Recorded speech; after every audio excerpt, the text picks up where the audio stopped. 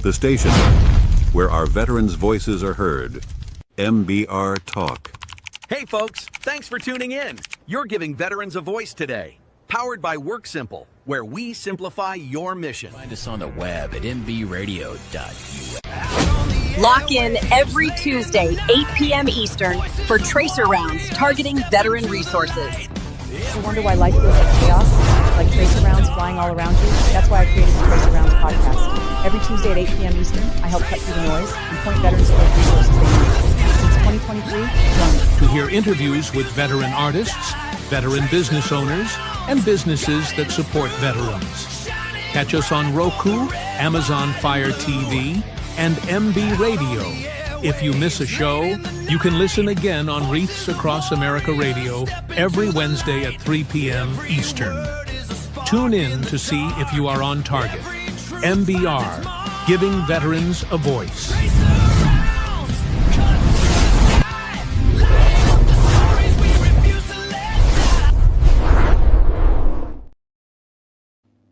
And welcome back to the Tracer Rounds show. And we're on Military Broadcast Radio, where we're giving veterans a voice. And this is a special night for the Tracer Rounds show. Usually Tracer Rounds is on a Tuesday night at 8 p.m. Eastern, but we do special interviews on Sundays. And so this is one of those special times.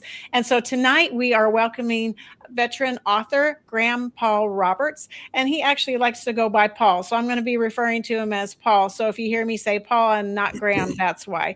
Welcome, Paul. How are you? Good evening. How are you? Good, good. So tell us where you're coming from tonight. So I'm coming from, and it's lovely to say this, but a sunny Wales in the UK. Wales, that's awesome that we're able to connect. And you reached out initially to the platform and kind of told us your story and told us you were writing a book.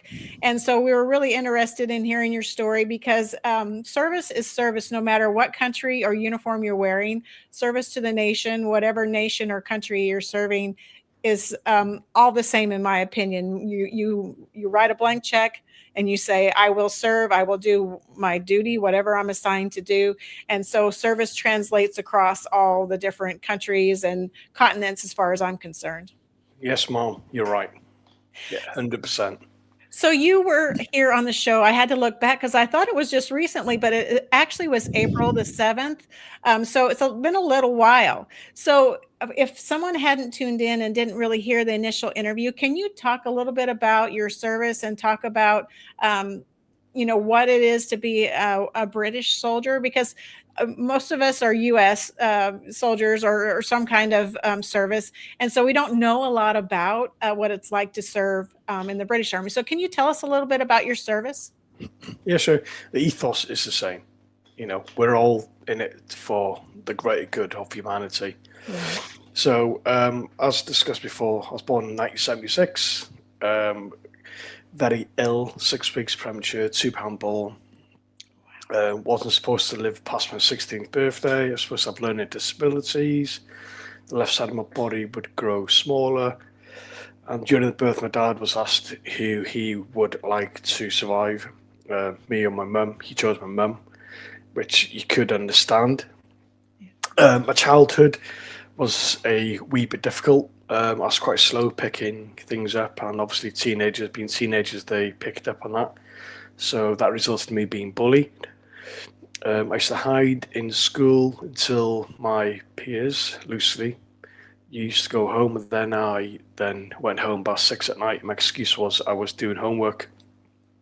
Obviously, I got past my 16th birthday, and then I started to think, I've achieved this, I can go a bit higher. So I decided then to join the military. So in the UK, you have to join for 4 years, and then after 4 years you have to give 12-month notice before you leave. I did 20 years. Wow. in the Welsh Guards, and for the listeners, it's those beside Buckingham Palace with the big furry hats with the red jacket we call tunics. I climbed through the ranks to colour sergeant, and in my time I went to Kosovo, Northern Ireland and Afghanistan, and I taught in Sandhurst, which is the UK's equivalent of West Point. Okay. Went to Kenya, came back, and I decided to leave the military. I then went down the close protection route in Middle East, in Iraq. I then applied for a job as a military mentor, so as a PMC in Syria, which I spent 5 years in Syria. Wow. Initially, it was to train up a new special battalion in the National Defence Force in a place called S17. Initially, we were training, but then our duties then migrated to mentoring on the ground during firefights against Al-Qaeda and ISIS. During this time, I faced numerous challenges where I was nearly killed. I'll just give one as an example. I was lying down behind an olive tree, which the stem of the tree was no thicker than 3 to 4 inches. Wow. And when you get shot at, from a distance, if you hear a crack and a thump, the round is about 4, maybe 6 meters above. Wow. When you hear a whistle, it's about 2 feet. And I was hearing the whistle, and the guy to the right of me, his hand got shot. There's numerous scenarios, Terry. Most of them are in my book. I don't want to give too much out. Right. But all of these scenarios, together with the loss of my marriage, the loss of my mum, the loss of my sister. So my wife left me. I lost my mum to cancer, I lost my sister to cancer, for context. I could not take it anymore. I then started to see a face in every corner of every room. And the face is, I haven't got it to hand. It's in the book. It was a long face, sunken in eyes, sharp teeth, and he used to scream at me, laugh at me, grin at me. I then started to contemplate taking my own life. Oh my goodness. And during all this time, my wife gave birth to our daughter, Theodora. And my wife was, she became a product of my hatred. I was kind of targeting things onto her as well. I couldn't really regulate my emotions correctly. Thankfully, she's a very supportive lady. She still is. She encouraged me to seek help. I then went to Veterans Wales. They give me the tools. Me being a typical man, I thought, sorted, 2 sessions, I'll be okay. Right. But my symptoms got worse. I started to see things, started to hear things. I was seeing ghosts. I was just in a no-win situation. So I went back to the lady called Karen, my therapist in Veterans Wales. I explained everything truthfully. She then passed me over to a clinical psychologist, a doctor in the National Health Service in the UK. And he then diagnosed me with complex PTSD. Hearing those words, I felt quite weak. But I felt relieved as well, because Right. I knew there was something wrong with me. He then wanted to put me on medication. He wrote this script out. So in the UK, when you get given medication from a doctor, they write out a slip. It's about 3 inches by 2 inches, and you then go to a pharmacist. Sorry, you then put it in, and then you get the medication for free. In Wales, but in England you pay for it. He then prescribed me quetiapine and sertraline. Quetiapine is an antipsychotic medication, and the idea of this was to help me to stop seeing things. Yeah. And jumping back slightly, I was looking for my son in a set of woods, which is in the book.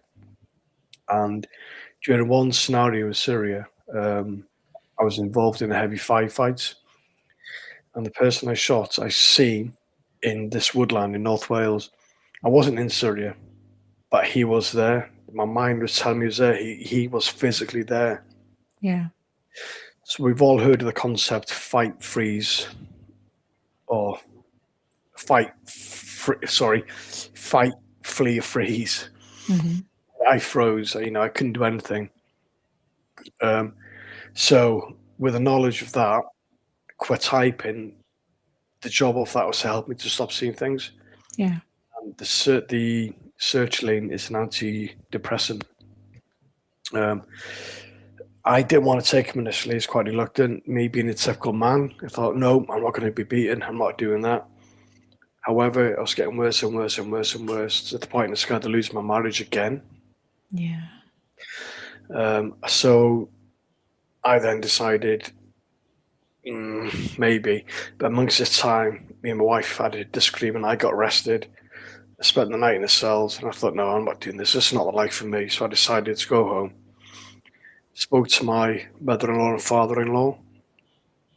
Then started to take the medication, and it actually started to work. So medication worked. You know, I used the skills that I was taught. For example, one of the skills was we've all, you know, got trauma of some sort. You know, it don't have to be in the military. You know, it could be a firefighter, police service person. Instead of revisiting the scenario, what I actually did, and it really worked, was to watch me doing that scenario from a comfy chair away. You know, and to make it more vivid, I had Coca-Cola and popcorn. Mm-hmm. So that helped me emotionally disengage from the scenario, which worked. And another thing that helped me was to put stuff down on paper. So I started to write down all my thoughts. And the idea was I started to write a list of everything. And I've actually still got it on this computer right now, of all the scenarios I've ever faced in my life.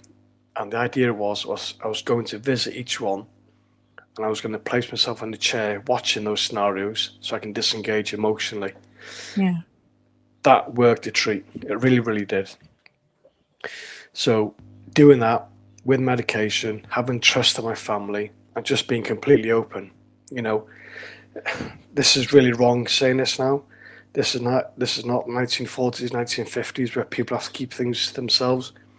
You know, Right. we are 2026 now, and there's no difference between color, race, creed, sexuality, sex. There's no difference. We're all the same. Right. And I believe that every single human on earth, if you have any form of trauma, just have the moral courage to speak out. I did, and it really, really did help. Yeah. So that is my history, Terry, in a kind of 5-minute nutshell. So, how did you decide you were going to write a book, and did you have help writing it, or did your therapist that you were seeing, did they recommend that you start writing things down to kind of walk through those scenarios and kind of get your brain wrapped around what actually happened, and then that's some kind of therapy or cathartic type process where you just work through what you've been involved with military wise and in your life in general, because you mentioned that you were bullied and that you had a struggle all coming up outside the military, and then in the military you faced a lot of very dangerous situations and you put yourself in harm's way multiple times, and and you faced adversity with the enemy and whatnot in those various situations. So was that helpful, and is that what they suggested to help walk you through that besides the medication, obviously? Yeah, I mean, sorry, they did. But I mean, even when I was in my late 20s, I knew I had a different childhood. So I had the foundations of creating a unique story. Yeah. And the further into life I progressed, that story became more powerful. And my latter part, my recent years, that story became even more powerful. So when I was advised to write things down on paper, I did agree, and it resonated with my life, because it wasn't just me just writing random stuff on paper. It was me writing real, informative, knowledgeable, truthful scenarios on paper. So had you written before, or was this the first time you'd really started something like this? Either just writing about the scenarios, or like were you trying to write a book, or were you just writing things down and then you decided at some point that this needs to be a book. This needs to be something that I can give to others that are struggling with mental health, with PTSD. How did that work out for you? So it started. I always knew that I had a unique story, a unique life, Right. a bit different. It started about 4 years ago when I was writing down all my traumatic experiences in life on paper, on this desk, on an A4 piece of paper with a black pen. I was writing down like bullet points. And I then started to think about the idea of writing a book. Because like I said just now, my life story is quite unique. Yes. My therapist then advised me to write not just bullet points, but chapters about things. Right. And my wife then said it'd be a good idea to expand on that. Write down an A4 piece about each one of your traumas. I then decided, okay, I'm going to go a little bit further now. I'm going to start explore the book about, writing a book. So I wrote down all the key points in my life, which they are the chapters actually in my book. So once I started to write it, I felt a sense of relief. And I have to be completely honest, when the book came the other day, I kind of cried. I didn't want to. I just looked into the corner away from my wife. I didn't want her to see me, and I just cried because it was just such a relief. Right. All That's my memories. A lot of blood, sweat, and tears went into that, literally, to get that all on paper. I started writing. I stopped writing. I scrambled it up. I put it in the drawer. I forgot about it. I revisited it. So it took some time. The amount of emotional drain it had on me writing the book was really a lot. Because did it take you back through all those events and it really put you back in that headspace, and then you're like, man, I just thought I got better, or I got past that, and then it kind of brought the traumas back up again? Or did you find that it was cathartic, even though it was emotionally draining, but it was cathartic to actually write and tell what happened?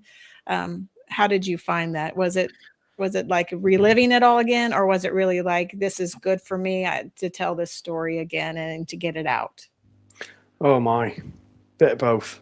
Yeah. Very cathartic, very. But when I was writing about the scenarios in Syria, it was really difficult to write, and that's what took me a while to write.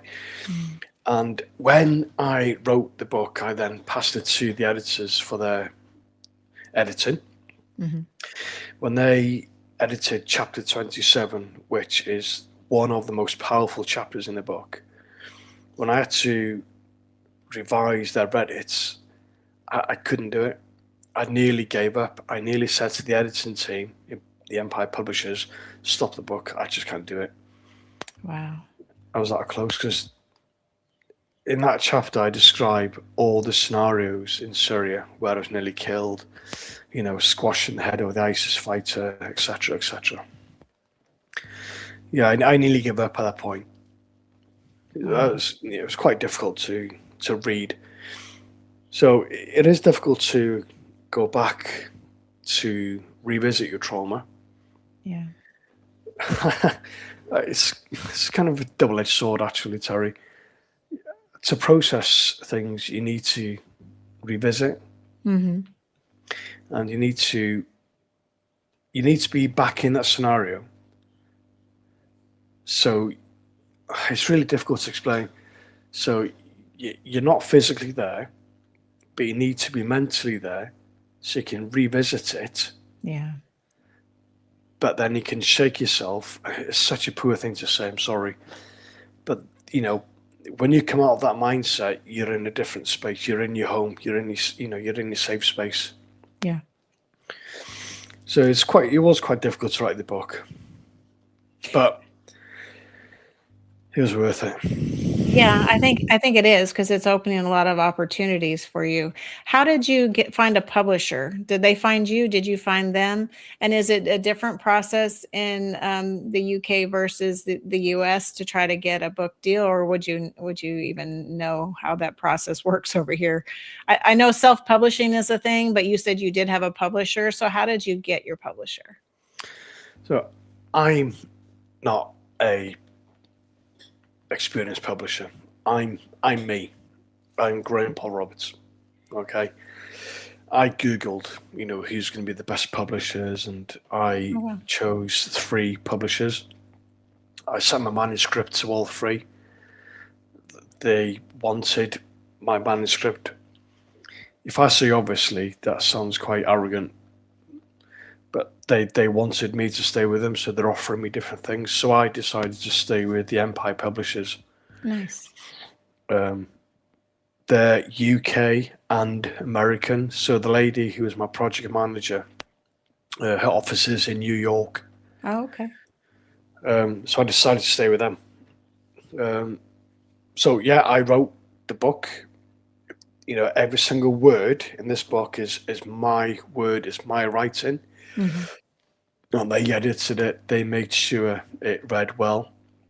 It's in the right font, right size, etc. Right. So you wrote the book, and you wrote it for what audience? Who are you marketing this book to, and who would be the best to take advantage of the words that are written there? I mean, it's a powerful story from any perspective, but I know that you have a particular goal in mind, or you're trying really to help those that may not be aware that they're struggling with PTSD and other traumas. And so is this book to help those and really get those people to understand that it's okay not to be okay sometimes, that it's okay to ask for help, and it's okay to understand that you're dealing with things, and it doesn't make you less of a person, or it doesn't change who you are, but it does let you know that there is help and there is hope. And I'm hopeful that that's kind of where you're going with this journey. Yeah, Terry. This is not a book about war. War's part of it. This is a absolute, truthful, human story. And the idea is I want this book to go global, because it doesn't matter your color, your creed, it doesn't matter your nationality, and dare I say language. We are all the same. Every single human is exactly the same. We've all had trauma, and I want the readers to read it and to resonate. I want it to resonate with the readers. It's not about being military. It's about being a civilian. It's about being a farmer. Mm-hmm. It's about being a policeman. It's about being a firefighter, paramedic. We've all had trauma. And there is the good old saying, we've all got a book in our life that we need to write. That's probably true. Yeah. And I want to encourage people not just to sit in silence with their troubles, to actually put their hand in the air and go, do you know what? This, excuse a phrase, this bloke, he can be honest. I can be honest too. I'm going to go and get help. And I want to I'm not trying to rewrite the Bible. I want humanity to be better. I want people to have more empathy. I want people to have more understanding about each other's trauma, about other people. You could be walking past one person on the street. If you to brush past their shoulder, that could be the trigger for them to actually take their own life. If you walk past someone and say, good morning, they may say, I am wanted. I'm not going to take my own life. So how we approach and address each other in society, in humanity, is absolutely vital to the progression and to making each other better. That's 100% right. You don't know what somebody's dealing with. And, if you come across as rude or dismissive, or, you don't engage somebody, that can make the difference, like you say, of them being okay and not okay. Just giving a little bit of pleasantry can make all the difference in the world, like you say, because people feel like, oh, I am somebody. Somebody's talking to me. I do matter, because a lot of people feel like at points in their life that they don't matter, and they just need some validation. So somebody just making the small talk, say hello, just, how are you doing? How's your day? That makes a huge difference in somebody's life, I think, like you said. I think a smile is contagious. I think so too. And as an example, if somebody yawns, the person next to them will yawn. Mm-hmm. It's in our DNA. It's in our nature. And I think a smile is exactly the same. Same as laughter. Let's enjoy each other's company. Let's embrace each other. Let's celebrate each other. Absolutely. So I know since our interview in April, you've done a lot of different things. So what are you doing now? And what has this, you coming on the platform and being on other people's platform, what has it done for your messaging, for you, for your opportunities? For me, it's work wonders. It's given me self-confidence, self-belief, and it's helped me to pass on my message of being there for each other as humans. Yeah. I mean, as an example, in work, I've had a few people approach me where they've had, trauma from the past, and they've opened up to me. Wow. I've been a sounding board. I've offered advice. And as a result, those people are in a better place now just by speaking. I've had people message me. Veterans, I've had civilians message me, asking advice. I've offered advice. I've given advice. So I think my mission is to make humanity better, is to make society understand that every single person around you has had trauma, and we need to help each other. Definitely. I definitely think we can do more to help one another if we just are open to understanding that not everyone is okay all the time. People are struggling with things that we would have no idea about, but just offering to be an ear, just offering kindness or empathy is huge. Yeah, 100%. You could be from Seattle, LA, New York, or in Wales. You could be from Bangor, Cardiff, Conway. We're all the same. We're all from the same pod, if that makes sense. So let's look after each other. Absolutely. So what's coming up for you? Because you've gotten offered some opportunities, or at least they're in the works. What's all come about with this book? So, Terry, last time we spoke, I've been on a few interviews across the States with a friend of yours as well. Yeah. I've only today been offered to go on a show in South Africa with the second largest radio station. Wow. I've got quite a few podcasts in the US, in the UK, Australia, and New Zealand. I've got a few book signings coming up. I've got a few talks on resilience coming up to teenagers in colleges. Nice. My boss at my place of work, she wants me to do a talk on resilience to my peers. And peers, we have 250 employees where I work. So my boss wants me to do a resilience talk to the staff. So what do you think about those opportunities? Are you excited for that? Is that kind of where you're hoping to go, is to send this message out from the book heal and offer hope and resilience to some of these things, because you faced some really difficult, dark days while you were trying to figure out what was wrong and how we fix this. I mean, I don't know if we ever really fix things. We make things better, because we're always going to probably struggle with some things, and we're always going to be watching for them so we don't go back into those dark places, I think.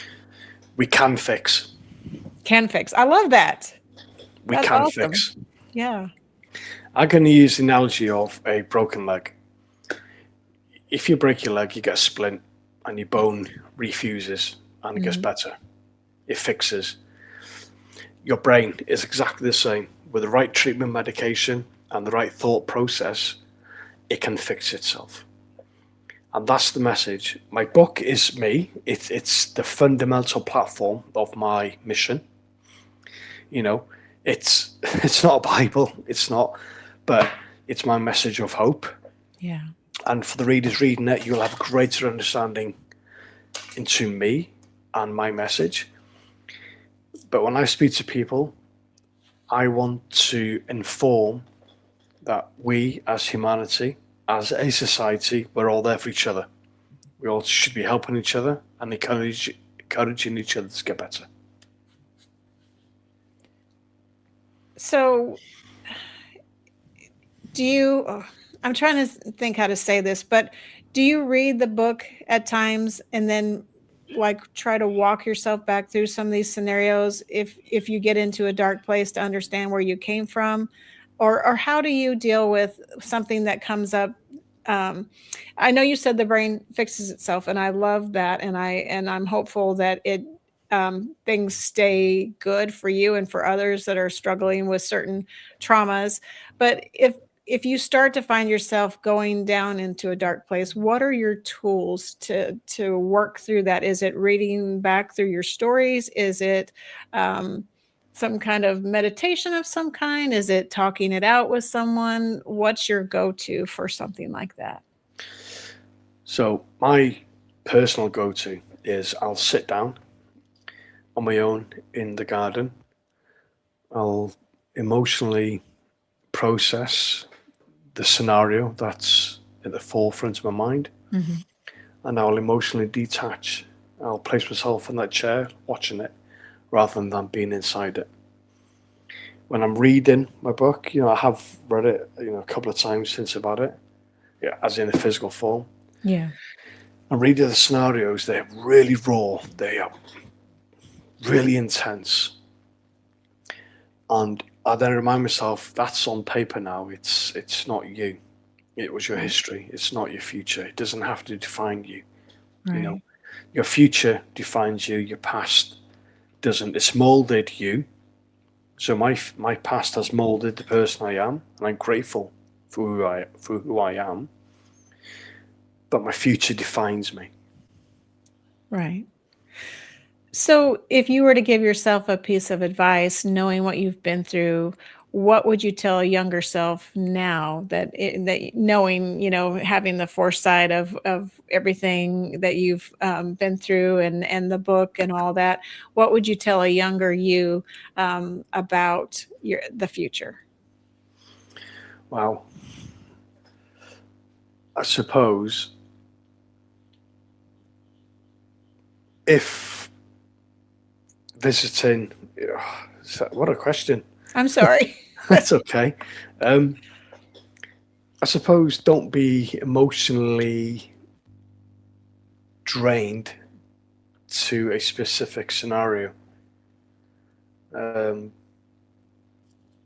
be too emotionally engaged with a traumatic experience.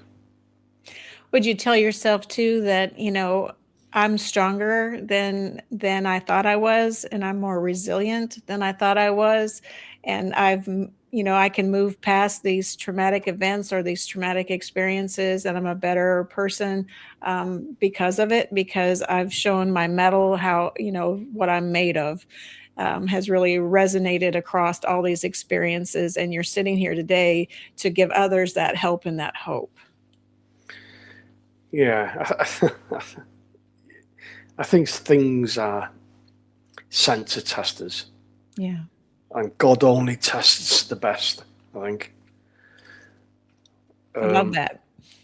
Well, I believe so. Mm-hmm. I believe so.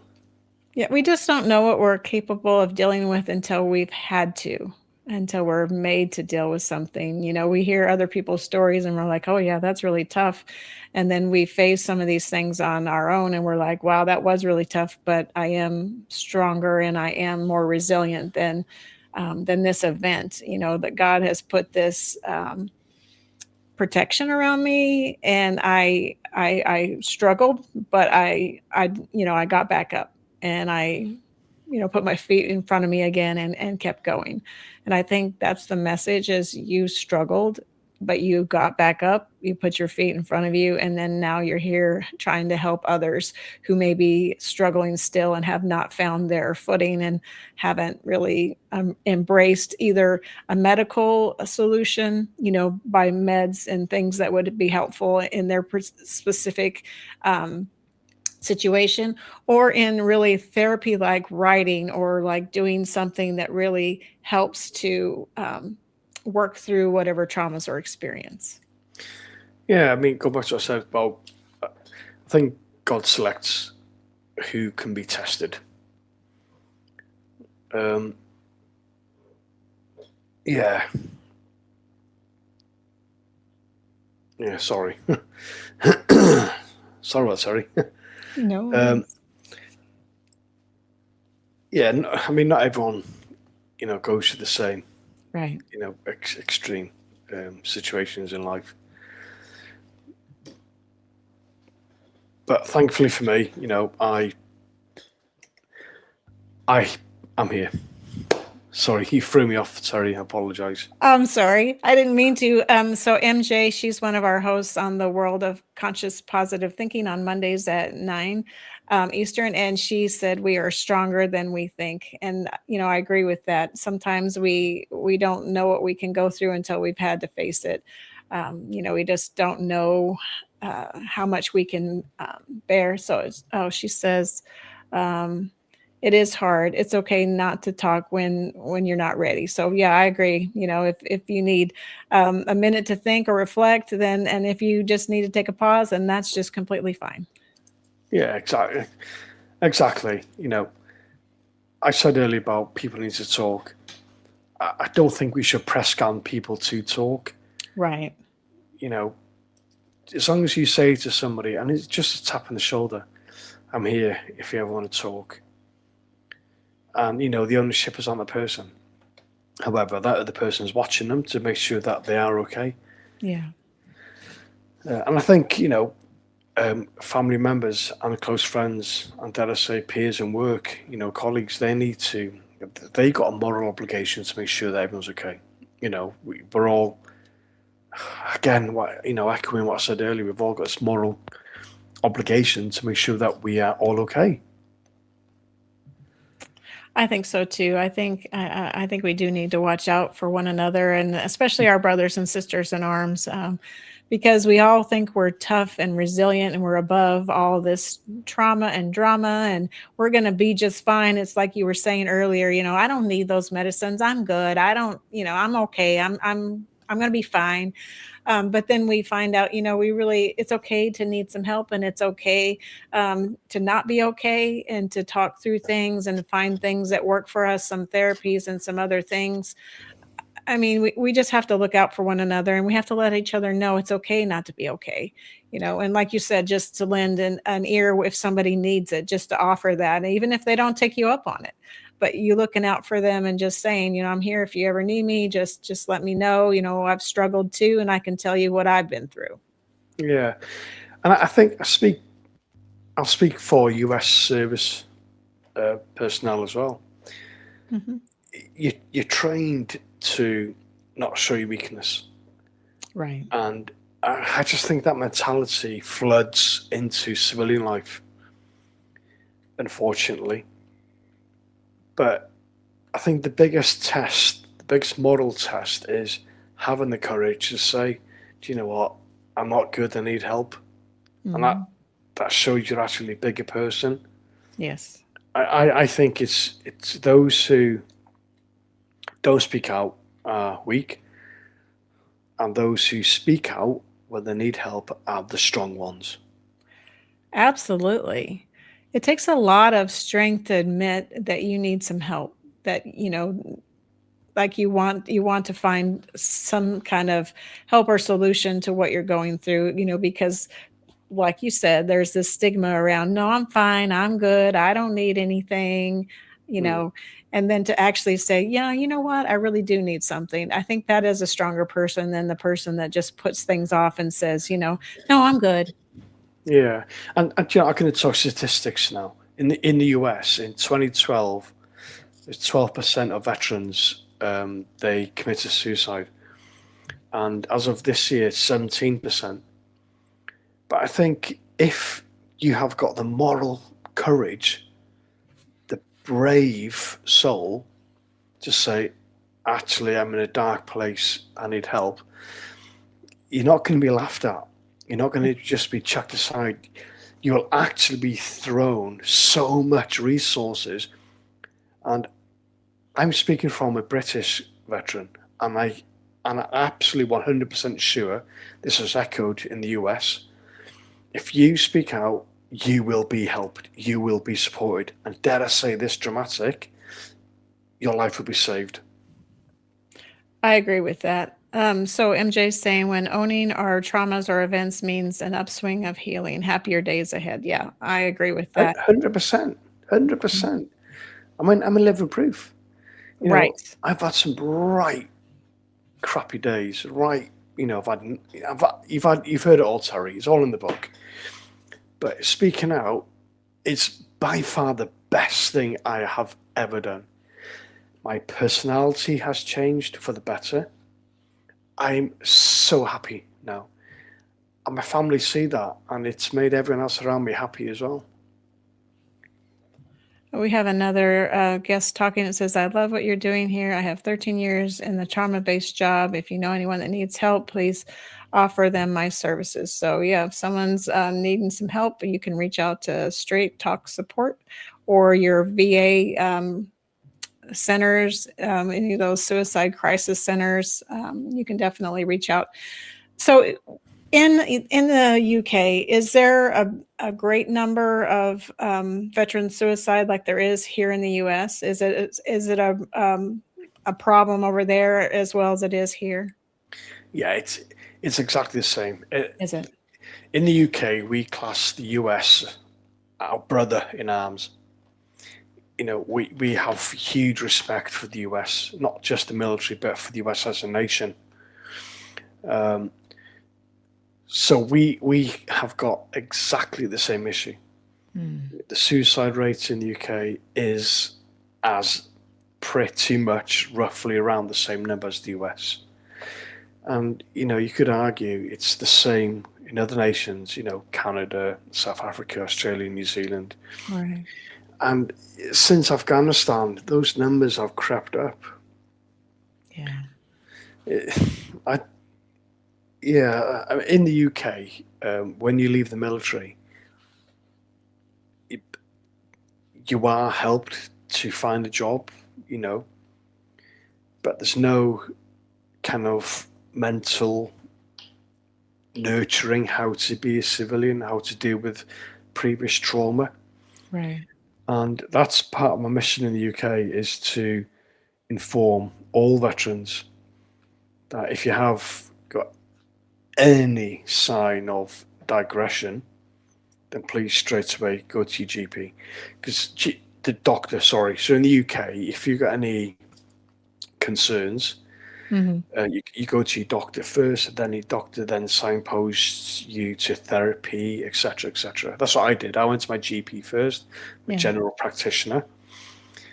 So every town I've got a GP, and then he then signposted me to Veterans Wales through the British Legion.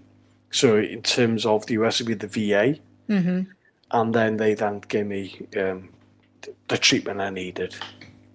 So do they offer free support and free help for veterans in the UK? Yes, Mom. Yes, Good. they do. Okay. I wasn't sure how it worked. I would guess that it works similarly to what we have. I mean, veterans here can tap into the VA and ask for help and ask for support. And there's some outside agencies that offer support as well. So it sounds Yeah. like a lot the same process for getting assistance. Do you know what we've actually started to do over the last couple of years in the UK? Every city, town, and village in the UK have got an armed forces breakfast club Oh, wow. where every veteran in that village, town, or city, they meet up and they talk. I love that. Yeah, so it's quite good actually. So, in terms of being a veteran in the UK, are you looked on with favor or because I know at one time here in the US, veterans and military members weren't in the highest favor. I mean, now is different. But for you, are you looked at with high regard, or is it, what is it like being a veteran, I guess, in the UK versus what we experience here right now, where everything is good for veterans and people look on us favorably? I'm wondering what that experience is like for you as well. I mean, it sounds like it's good because they're offering this breakfast, which does help, I think, getting to talk to folks. Now that, Terry, is a question. I wish, I can spend a few minutes on this. I wish the UK had the same mentality as the US. The US, when a veteran walks into a shop, and if that person knows they're a veteran, they say, "Thank you for your service." True. Yes. In the UK, that doesn't happen. Really? Yeah, it's a society in the UK will not like me for saying this. I think there is a barrier. People in the UK don't want to ask a veteran questions because they do want to know the truth. And I think it's, for the US perspective, I think it's a bit like Vietnam. Yeah, that was a bad time for veterans here in the US for sure. Yeah. So that's what we are going for at the minute. So Straight Talk says, glad to hear the UK has services to offer. Every veteran around the world deserves the same chance. Absolutely. 100% agree with that. A veteran is a veteran, just like we talked about, just because it's a different color uniform, different flag on it, different nomenclature on it. It's, service is service. And so that all those who serve their countries should be treated and given some respect, I think, because not everybody signs that dotted line. I mean, you said that there's a requirement in the UK to do that. So it seems like since there is a requirement that they would treat their veterans with higher regard because everyone's doing it. So everyone should, be a part of the solution for veterans and be accepting of veterans and, really give them, the credit they deserve, I think. I guess that's a good word. Maybe it's not the right word, but, really understand their service and really understand the sacrifice that goes along with service. I think, yeah, and slightly digressing a bit, sorry. Someone joins the military because they want structure, they want a career, they want a job. And you could be fortunate to do peacekeeping missions, but you could be unfortunate to do real kinetic operations such as Afghanistan, Syria, Iraq. Right. Yeah. I think society needs to have a greater understanding of what that person, that mind has gone through. Right. It's bloody hell. A human shouldn't have to be exposed to that. Yes, you could argue the human is the other side doing that as well. But that's why I want humanity to be at peace with each other. Right. So Robert, he put in the chat, he said, some powerful stuff today. Thank you for your service and your openness. And thank you. Is it Robert? Yes, Robert. Yeah, thank you, Robert. Your comment, people should be open. It's absolutely vital. Yeah. Society should be open with each other. We should be there, open arms to help each other out. That's a very good comment. Thank you. Absolutely. So is there anything that we didn't talk about that you want to talk about? We've got probably about 8 minutes left in the discussion or in our conversation. So I want to make sure that you have an opportunity to talk about something that you may have not mentioned yet, and something that's coming up, or something you want people to know about the book, or about just service in general. I've got something I just need to show you, Yeah. the listeners. What we have here is a school registrar from Syria, and these children are the ones who executed, against the wall in a place called Zone and Delta, which I talk about in the book. And again, for the listeners, when you walk past a veteran, just please have an understanding that they've been exposed to things like this. I've walked into a room and there's ash, human ash of the children. Some of the stuff we've been exposed to, it's horrendous. And here's another example. May I show you?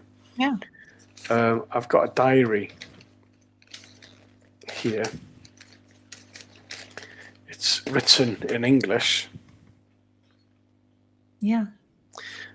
Which I found on a young ISIS fighter, white ISIS fighter. Oh, wow.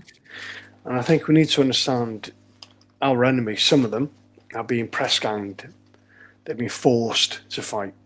True. Yes, that is true.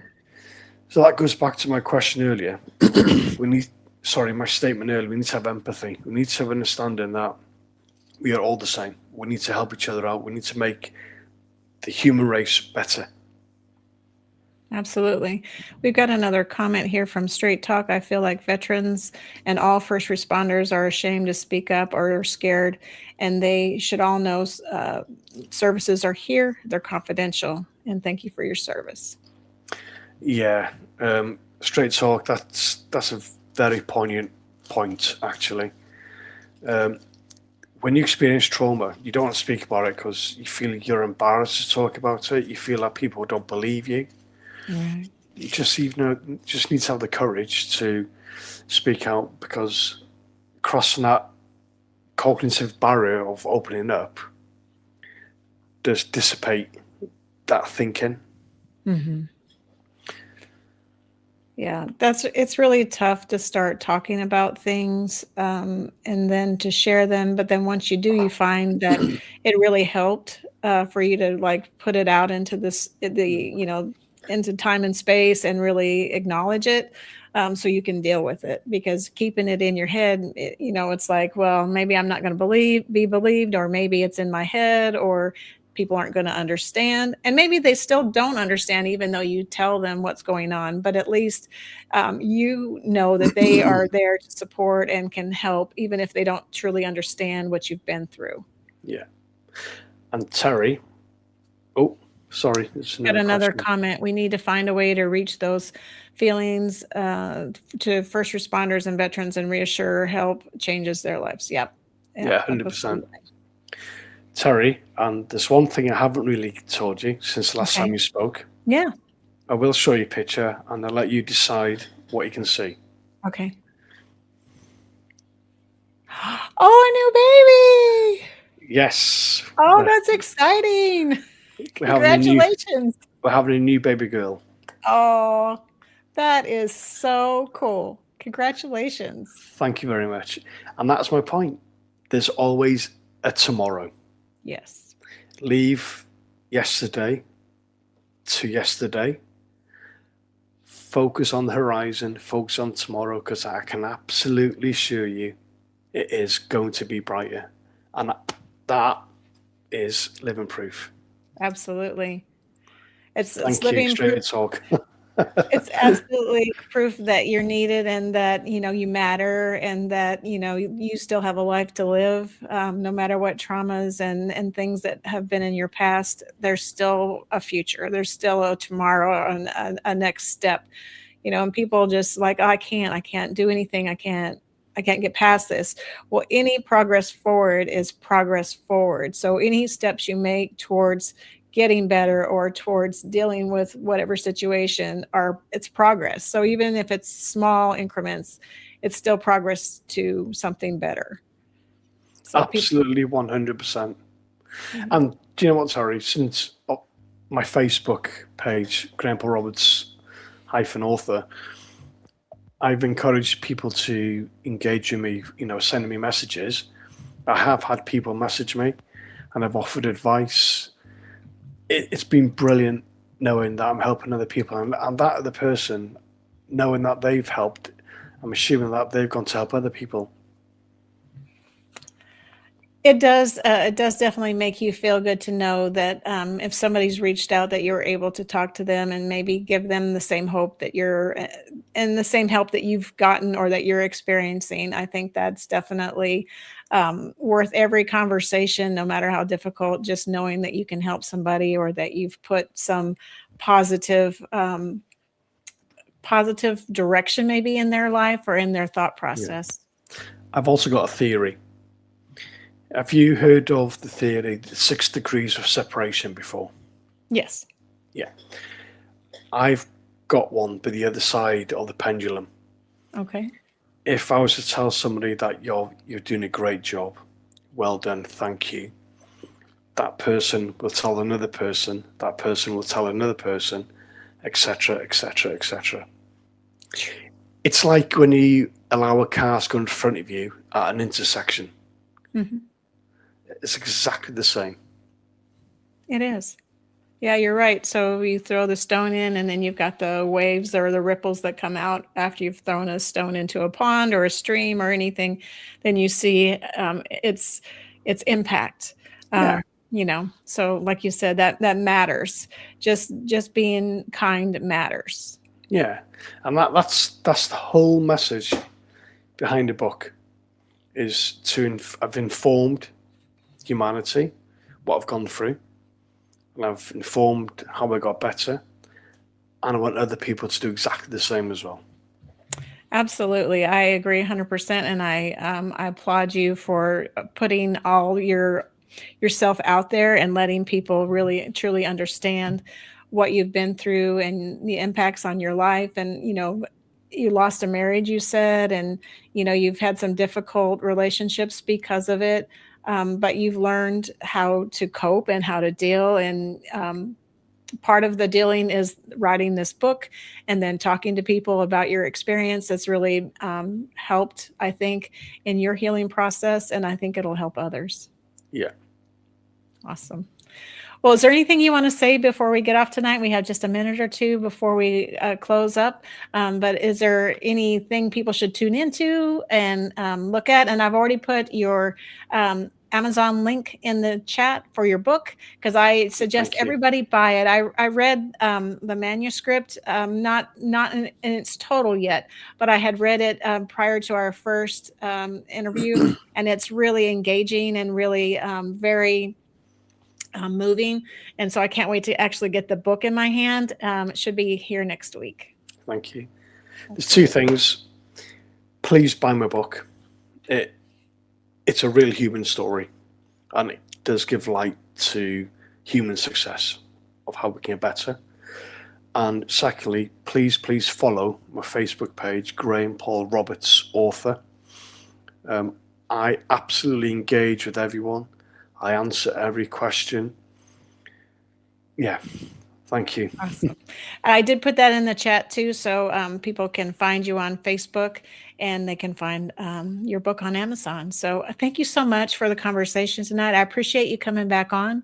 I appreciate you sharing all your stories and your exciting news about the new little one to come. So when's the baby due? October the 28th. Oh, it's coming up. Yeah. It's not that long. That's awesome. But we don't know names yet. Oh. I like 3 names, but it's up to my wife. Right. Yeah. Those are always interesting conversations about naming children and who agrees with what name. Yeah. Well, we're having to get off, but I really do appreciate the conversation, and we look forward to hearing more from you. Thank you, Terry. Thank you. This is Tracer Round signing off. Hi, I'm Beaker with Military Broadcast Radio TV. We're your virtual MWR, bringing veterans radio, podcasts, gaming, animation, 3D printing, and a community that never leaves you behind. Download our Roku or mobile app today. Wisdom to share if you listen this week, so pull up a chair and stay for a spell. We're heading down a trail where good stories dwell.